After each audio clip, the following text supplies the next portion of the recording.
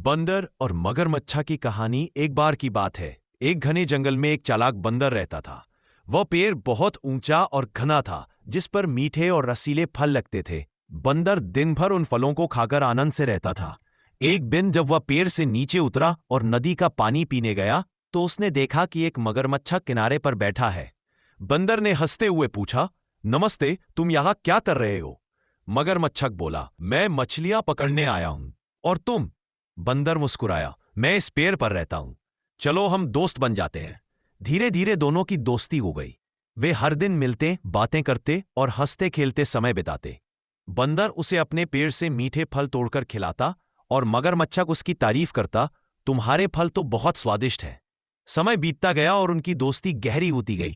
मगरमच्छक रोज नदी पार करता और बंदर से मिलने आता। मगरमच्छक की पत्नी की ख्वाहिश। एक दिन मगरमच्छा जब घर पहुंचा तो उसकी पत्नी ने पूछा, आज क्या खाकर आए हो? मगरमच्छ ने जवाब दिया, आज मैंने अपने मित्र बंदर के पेड़ के मीठे फल खाए। पत्नी की आंखों में लालच चमक उठा। उसने कहा, कहते हैं कि जो फल खाता है उसका दिल भी उतना ही मीठा होता है।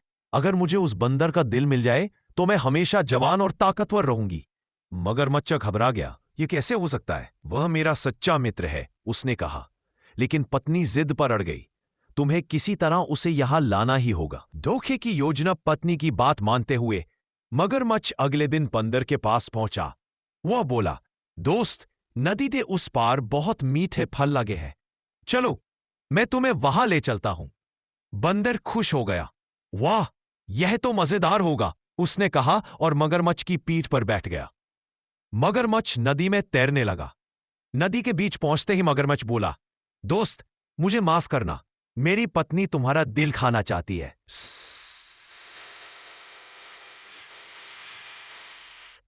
बंदर की चतुराई। बंदर एक पल के लिए चौंका, फिर मुस्कुराते हुए बोला, अरे मगरमच्छ, ता समझ ही आता है, क्या किसी का दिल शरीर से अलग होता है? तुमने अपनी दोस्ती का विश्वास तोड़ा, अब मैं तुमसे कभी दोस्ती नहीं करूंगा। मगरमच्छ शर्मिंदा होकर नदी में लौट गया। सीख, मॉरल ऑफ द स्टोरी, धोखा देने वाला हमेशा हारता है।